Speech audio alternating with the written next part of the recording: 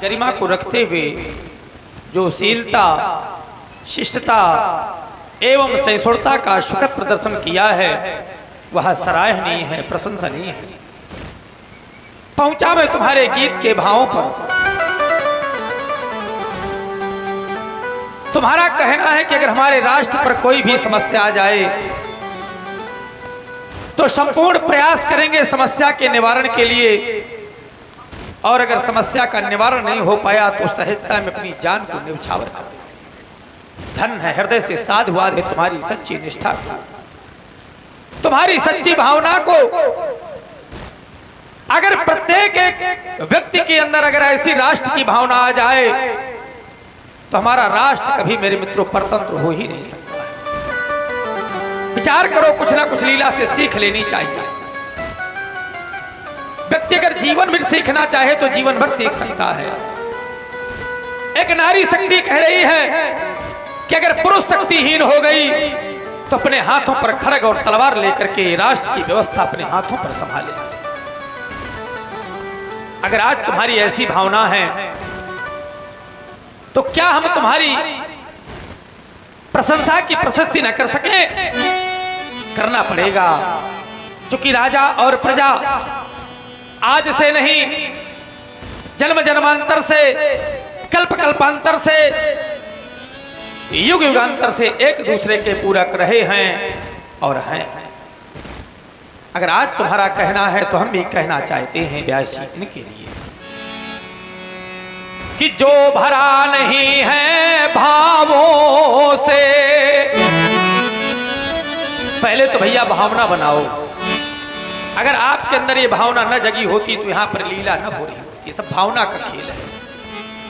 अगर व्यक्ति के अंदर अच्छी भावना आ जाए तो व्यक्ति का इसी मनुष्य शरीर के द्वारा कल्याण हो सकता है। और भावना व्यक्ति के जब बिगड़ती है तो जन्म जन्म अनेकों बार जन्म लेता है। कोटि कोटि मुनि यतन कराही लेकिन अंत राम कहियावत नाही, तो व्यक्ति गर्त में पड़ा रहता है। भावना का खेल है। अगर व्यक्ति चाहे ले तो अभी आज ही बना सकता है अपने आप, क्योंकि शरीर इसी वजह से मिला है। जो भरा नहीं है भावों से और बहती जिसमें रसधार नहीं, वो हृदय नहीं है पत्थर है जिसमें स्वदेश का प्यार नहीं। भैया उसका हृदय पत्थर के जैसा है, पाषाण के जैसा है, जिसमें अपने जिस हृदय में अपने राष्ट्र पर सच्ची निष्ठा न हो। विचार करो, जैसे आपके गांव में लीला हो रही है तो शोभा तो आप लोग ही बढ़ा रहे हैं। कोई बाहरी गांव का व्यक्ति शोभा बढ़ाने नहीं आएगा। आप लोग बैठे हैं तो विचार करो, शोभा बढ़ रही है। चूंकि श्रोता, वक्ता, ज्ञान, निधि, ये दोनों ज्ञान के भंडार हैं। निधि माने भंडार है। जिस ग्राम में हमारा जन्म हुआ हो उस ग्राम के प्रति हमें कृतज्ञ होना चाहिए, कृतज्ञ नहीं होना चाहिए। कृतज्ञता का पाप हमारे शास्त्रों में गौ हत्या से और ब्रह्म हत्या से भी बढ़ करके बताया गया है, जो किए हुए उपकार को नहीं मानते। जरा सोचो, जननी जन्मभूमश्च स्वर्गादपि करियसी।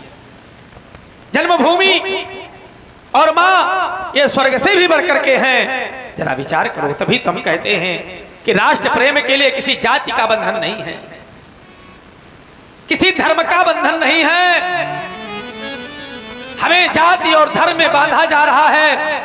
विचार करो, अगर जातियों में बटे रहे तो एक दिन काटे जाएंगे, कटेंगे, और अगर हम एक हो गए तो मेरे मित्रों सुरक्षित रहेंगे। तभी तुम्हारा कहना है कि चाहे अरे हिंदू हो या मुस्लिम और हो सिख ईसाई, पर एक बार सब मिलकर बोलो कि हम हैं भाई भाई। हम तो ये कहते हैं कि चाहे हिंदू हो, चाहे मुसलमान हो, चाहे सिख हो, चाहे ईसाई हो, अगर उसके अंदर मानवता नहीं है तो वो मानव है ही नहीं, वो दानव। जैसे हम चाहते हैं कि हमारी संतान सुखी रहे, हमारा परिवार सुखी रहे, ऐसा दूसरा व्यक्ति भी तो चाहता है। तो हम दूसरे को सुखी देख करके हम अपने को सुखी माने, तभी तो हमारी मानवता है।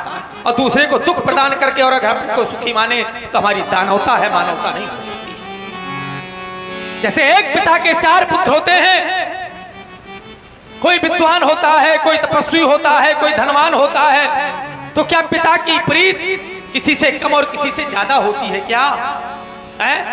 नहीं होती है। उसी प्रकार से हम परम पिता की संतान है, परम पिता की, उसका प्रेम तो सब पर है, बराबर है।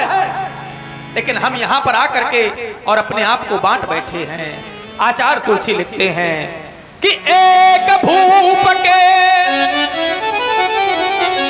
विपुल कुमारा हो ही पृथक गुणशील आचारा। आचार विचार गुण उनके सबके अलग अलग होते हैं, पृथक पृथक होते हैं। कैसे होते? बोले को पंडित को तापस ज्ञाता, को धनवंत सूर को दाता। लेकिन ईमानदारी से बताओ, क्या पिता की प्रीत किसी से कम और किसी से ज्यादा होती है क्या? सबसे बराबर होती है, सब। वो तो यहाँ तक कहते हैं परम पिता जो हैं कि सब मम प्रिय सब ही उपजाए, और सबते अधिक मनुज मुहि भाई। मनुज क्यों भाई? चूंकि मनुज ज्ञानी है, उसको ज्ञान है इस बात का, सुख और दुख का अनुभव है। ये पशुओं को नहीं है, वृक्षों को नहीं है। जीव तो वृक्ष में भी है, लेकिन हम उसको काट देते हैं, क्या वो हमको रोकता है?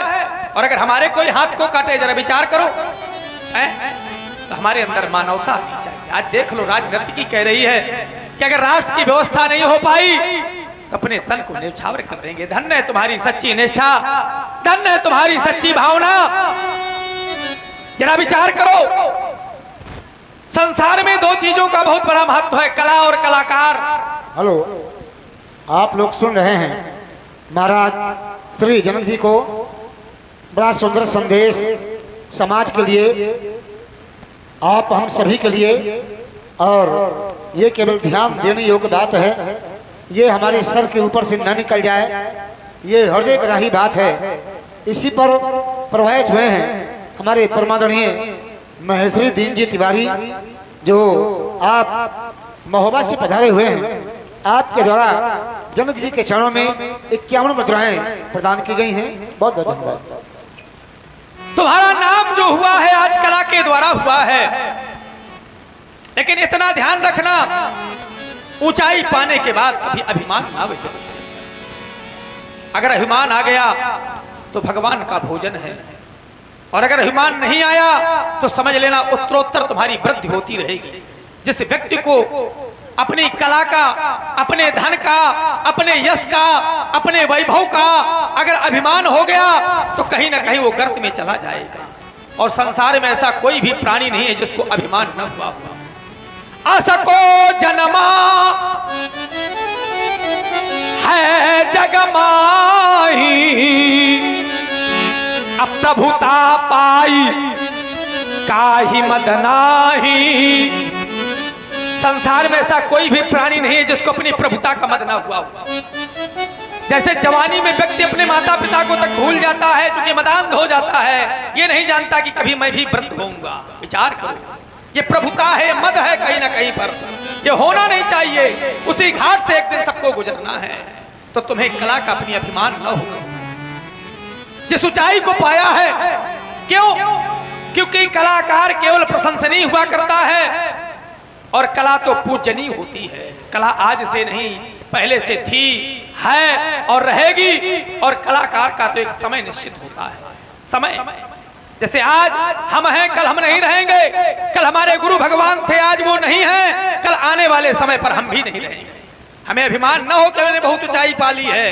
किसी का कोई अभिमान कभी नहीं रहता है। जरा विचार करें, प्रशंसा करें समाज के लोग, हमें अपनी प्रशंसा को कभी नहीं सुननी चाहिए। चूंकि निंदक नियरे राखिए आंगन कुटी छवाए। विचार कर, आज हम तुम्हारी प्रशंसा नहीं कर रहे, इतना अवश्य कह रहे हैं कि जिस ऊंचाई को तुमने पाया है, जिस ऊंचाई से तुम्हारा नाम हुआ है, इस बात को बहुत गहराई से विचार करना।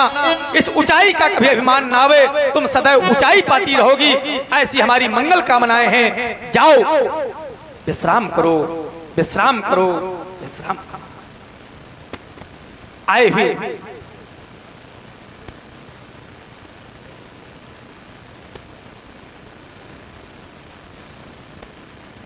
आए हुए सभी गुणज्ञ विज्ञ धर्मज्ञ धर्मानुरागियों और लीला के प्रति प्रेम रखने वाले प्रेमियों, बहुत ही अच्छी समाज है।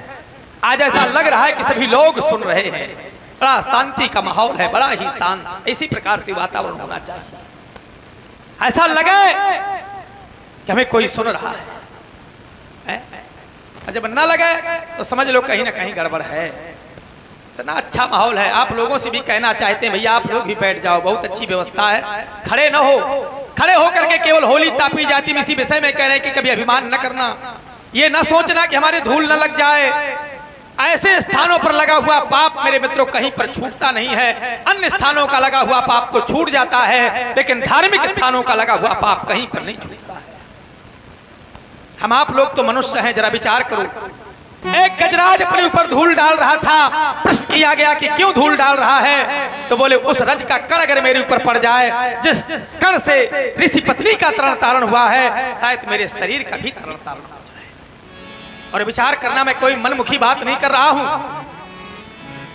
शास्त्र उठा करके देख लेना, संतों से पूछ लेना, जहां पर भगवान की लीला होती है वहां पर हनुमंत लाल जी विराजमान रहते हैं। और हनुमंत लाल ही नहीं, हमने तो अभी एक दिन पढ़ा था कि सप्तऋषि भी विराजमान रहते हैं। अब किस रूप में है, हमारे अंदर वो दृष्टि नहीं है, और जब दृष्टि आ जाएगी तो देखने की शक्ति हो जाएगी। जैसे महाकुंभ चल रहा है, जितने संत प्रत्यक्ष रूप में हैं, उससे कहीं अधिक देवता और संत अप्रत्यक्ष रूप में हैं। लेकिन बस हमें उस दृष्टि की आवश्यकता है। तभी तो कहते हैं आप लोगों से निवेदन पूर्वक की बैठ जाओ, क्योंकि परमात्मा की लीला भैया कभी खड़े होकर के नहीं देखी जाती है। जो लोग खड़े होकर के देखते हैं उनके लिए व्यवस्था परमात्मा ने बनाई है।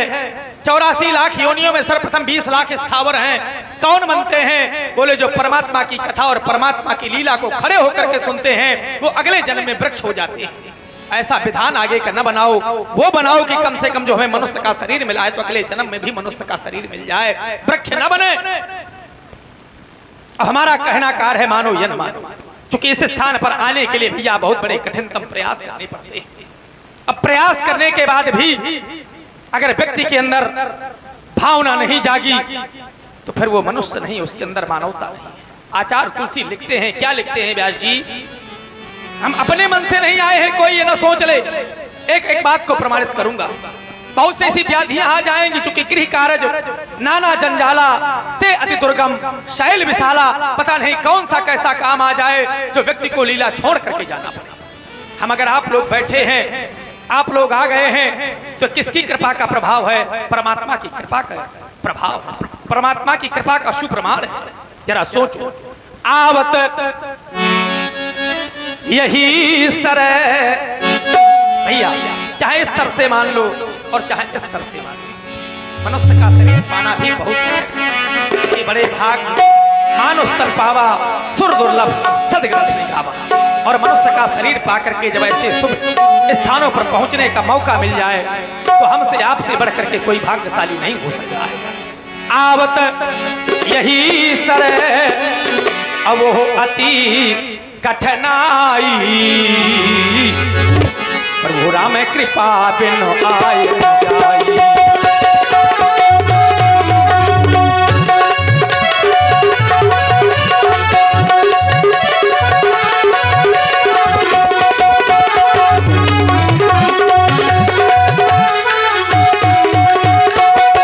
आवत यही सर, इस सर में आने के लिए कठिनतम प्रयास करने पड़ते हैं। और जैसे आ गए हो और ईमानदारी से जो आपकी निष्ठा है यहाँ पर, अगर यही निष्ठा बनाए रहोगे तो कल्याण हो जाएगा। क्योंकि विषय किसके समान है, विषयों का त्याग करना चाहिए।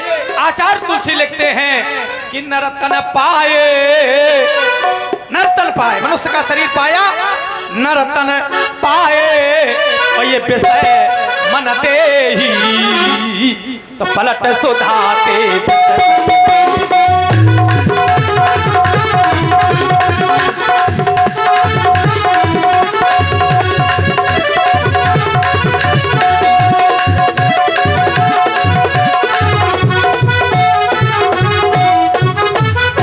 नर्तन पाए जिसने मनुष्य का शरीर पाया, अपने मन को इंद्रियों को विषयों में लगाया, तो भैया उसी प्रकार से है कि आपके सामने दो पात्र रख दिए गए हैं, एक में विष भरा हुआ है, एक में अमृत भरा हुआ है। अब चयन आपको करना है कि आप विष का चयन कर रहे हैं कि अमृत का चयन कर रहे हैं, ये आपके ऊपर निर्भर है।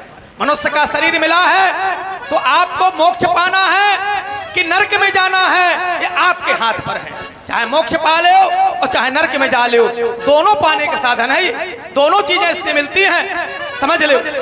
आप लोग कहोगे हम जांचेंगे कैसे, तो यहीं पर जांच सकते हो इसको। उत्तर पुस्तिका भी आपके हाथ में है। कैसे? अगर समाज के लोग आपको परोक्ष में आपकी बड़ाई करें तो समझ लेना आप स्वर्ग के भागीदार हैं, और अगर समाज के लोग परोक्ष में आपकी बुराई करें तो समझ लेना आप नरक के भागीदार हैं।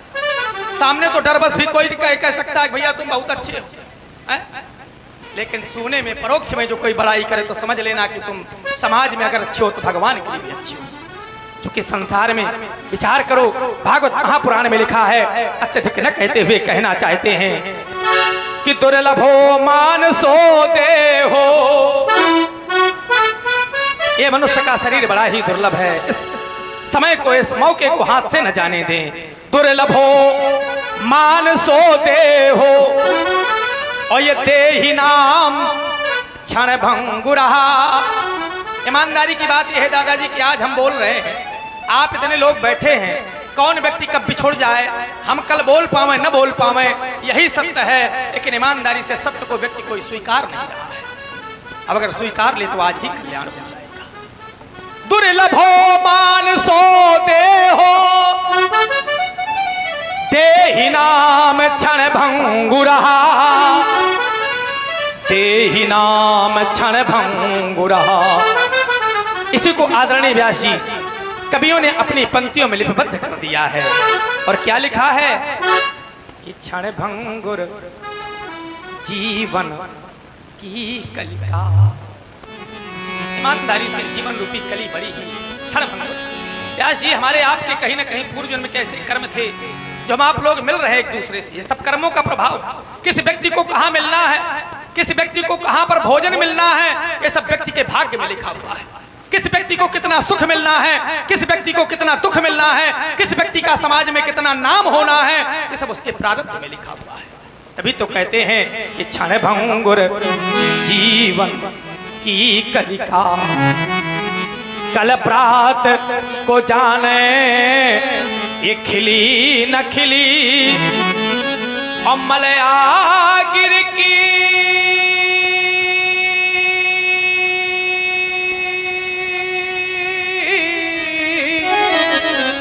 सुचि शीतल मंद और सुगंध समीर चली ना चली। आप लोग कह रहे होंगे क्यों ना चली, तो उसका एक कारण है। और कारण क्या है कि कलिकाल कुठार लिए फिरता, और तन नम्र से चोट ही न छिली। तो करना क्या है? अरे भजले भजले भजले हरि नामो हरि रसना। क्यों? क्योंकि फिर अंत समय में। बहुत सुंदर आप लोग सुन रहे हैं। जनक जी को इस समय बिल्कुल ब्रह्मवाणी का प्रयोग हो रहा है, और ब्रह्मज्ञानी महाराज जनक जी हैं ही तो जो सुंदर उपदेश इस समय अपनी समाज को दे रहे हैं, तो प्रभावित हुए हैं। हमारी बहन अलका सिंह परिहार, उन्होंने 50 मुद्राएं जनक जी के सुंदर अभिनय में प्रदान किया है। माही सिंह और नीरज सिंह, आप भरुआ से पधारे हुए हैं। आपके द्वारा ये 100 मुद्राएं प्रदान की गई हैं। चुनमुन सिंह परिहार इंगोटा निवासी आपकी ओर से 50 मुद्राएं एवं शिखा सिंह सिसोभिया आपकी ओर से ये 50 मुद्राएं जनक जी के सुंदर अभिनय में प्रसन्न होकर के प्रदान की गई हैं। बहुत बहुत धन्यवाद। अच्छा, जो लोग कहते हैं कि आज नहीं कल कर लेंगे, कल मर्दार कल किसी ने देखा है? ईमानदारी से बताओ, देखा है? एक क्षण का तो ठिकाना नहीं है। हम कहते हैं अभी से लग जाओ। जो लोग कहते हैं हमने बहुत ऊंचा पद पा रखा है, तो बड़े बड़े तुमसे पद वाले ज्यादा चले गए हैं, राजा महाराजा चले गए, उनका कोई नाम नहीं ले रहा है, मकान उनके खंडहर पड़े हुए हैं। विचार करो, इसका भी अभिमान में न रहना। किसी संत की वाणी है और वर्तमान में वो है नहीं, लेकिन आपका ध्यान पहुंच जाएगा। स्वामी श्री राजेश्वरानंद जी महाराज क्या कहते हैं, विचार करो। हम कहना चाहते हैं और आप लोग उस पर चिंतन करना कि साथी हैं मित्र जल गंग बिंदु पान तक, और ये अर्धांगनी भी बढ़ेगी तो केवल मकान तक। कितने साथी बनाओ, केवल गंगा के किनारे तक ही जाएंगे, और जब जला देंगे वापस आ जाएंगे तो भूल जाएंगे आपने कितने को नहीं जलाया होगा, हमने कितने को नहीं जलाएगा। अब क्या किसी को याद करते हैं? अर्धांगिनी केवल दरवाजे तक रोती हुई खड़ी रह जाएगी, एक भी कदम आगे नहीं बढ़ाएगी, जबकि अग्नि के 7 फेरे लिए जाते हैं जीवन भर साथ निभाने का। पूरे परिवार के लोग होते हैं, नाते रिश्तेदार होते हैं, लेकिन जिस समय एक साथी छूट जाता है तो अर्धांगिनी माने नारी केवल दरवाजे तक रोती हुई खड़ी रह जाती है। अर्धांगनी भी बढ़ेगी तो केवल मकान तक, परिवार के लोग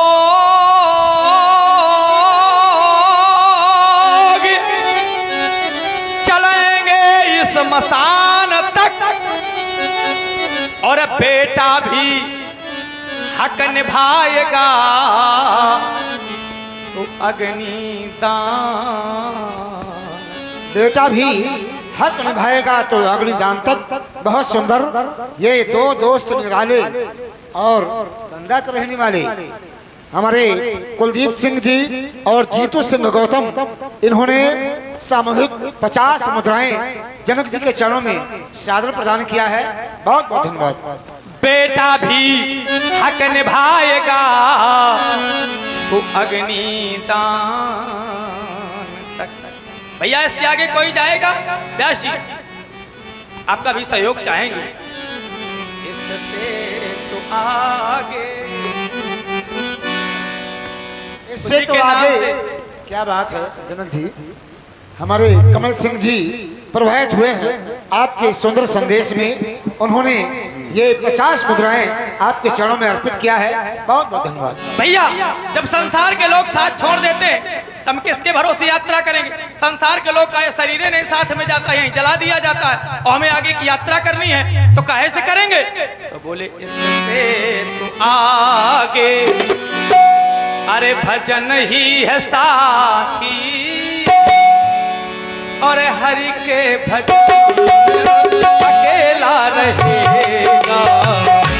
रे मनिए तो दिन का, रे मनिए तो दिन का मेला रहेगा, कायम न जग का झमेला रहेगा।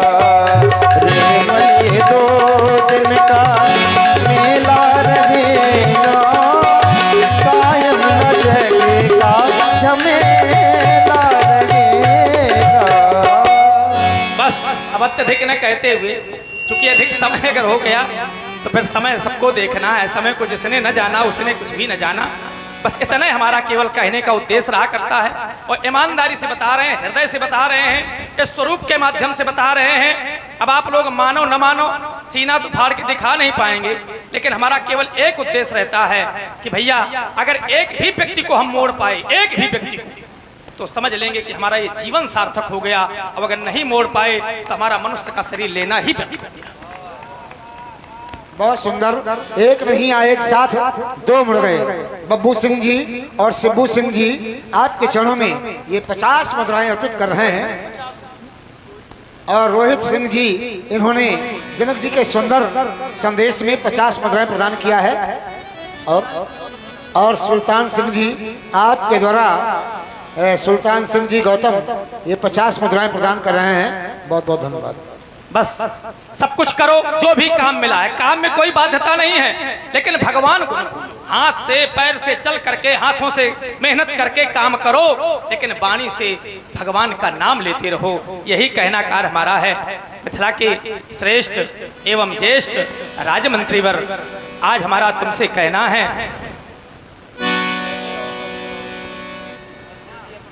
देवलाल यादव और सुशील यादव आपकी ओर से ये 20 मुद्राएं गुप्त रूप से हैं, नाम भूल गया है। बहुत बहुत धन्यवाद।